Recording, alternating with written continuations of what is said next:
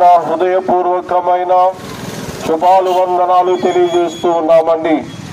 దేవుడు మనలను ప్రేమించుచున్నాడు. యోహాను సువార్త 3వ అధ్యాయము 16వ వచనమునందు దేవుడు లోకమును ఎంతో ప్రేమించినని దేవుని వాక్యములో ఉందండి.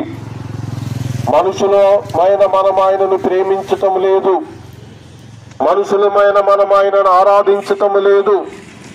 మన ఇష్టానుసారంగా మనం ఉన్నాము, కానీ ఆయన మనలను ప్రేమిస్తున్నాడు.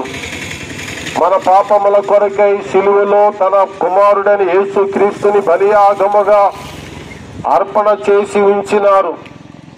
క్రీస్తేసునందే మనలను ప్రేమిస్తున్నాడు. క్రీస్తేసునందే మనకు పాపముల నుండి విమోచనమున్నది. ఎందుకనంటే పాపములను తీసివేసే అధికారి ప్రభువే, అలాగే పరలోకానికి తీసుకుని వెళ్లే అధికారి యేసు ప్రభువే. నేనే మార్గము, నేనే సత్యము, నేనే జీవము, నా ద్వారానే తప్ప ఎవరును పరలోకములోనికి రాలేడని, తండ్రి యొద్దకు చేరలేడని యేసు ప్రభు వారు చెప్తూ వచ్చినారండి. ప్రియులారా, నిన్ను రక్షించువాడు, పరలోకానికి తీసుకుని వెళ్ళేవాడు ఆ ప్రభువై ఉన్నాడు. నీవు విశ్వసిస్తే నీకు రెండవ మరణము లేదు. విశ్వసించకపోతే రెండవ మరణం ఉంది. అక్కడ అగ్ని ఆరదు, పొరుగు సావదు, పండ్లు పటపట కొరుకుచుందురన్న వేదనకరమైన స్థలములోనికి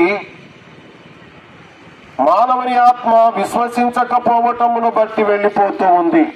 విశ్వసించిన వారు అక్కడ ఆకలి లేదు, దప్పిక లేదు, నిత్యానందం, పరలోకానికి వెళ్తారు. సహోదరుడా, మిట్ట మధ్యాహ్నపు వేళ సమయంలో సమరయ గ్రామానికి యేసు ప్రభు వెళ్ళారు. బావి వద్ద నీళ్లు తాగుదాం అనుకున్నారు, సేద లేదు.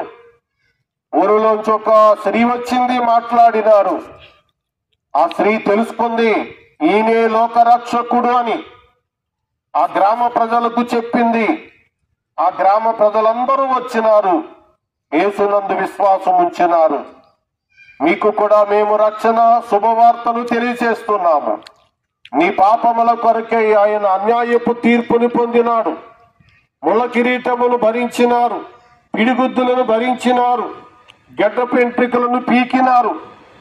అయినా నీ కొరకు ఆయన ఓర్చుకున్నారు. నీ శాపములను, నీ అపరాధములను తొలగించుటకై ఆయన మరణమును పొంది సమాధి చేయబడి తిరిగి 3వ దినమున మృతుల్లోండి లేచిన రక్షకుడై ఉన్నాడు. సమరయ స్త్రీ ఎలాగైతే తెలుసుకుందో మీరు కూడా తెలుసుకోండి. మీ రక్షకుడు ఆయనే. లోకమును రక్షించువాడు, లోకమును క్షమించువాడు, పరలోకానికి తీసుకుని వెళ్లే దేవుడు. ఆయన యందు విశ్వాసం ఉంచిన వారికి ఏ శిక్షా విధి లేదు. కాబట్టి యేసునందు విశ్వాసం ఉంచండి, రాబోతున్న నరకాన్ని తప్పించుకోండి. అట్టి కృప ఈ గ్రామ ప్రజలకు అనుగ్రహించునుగాక. ఆమేన్.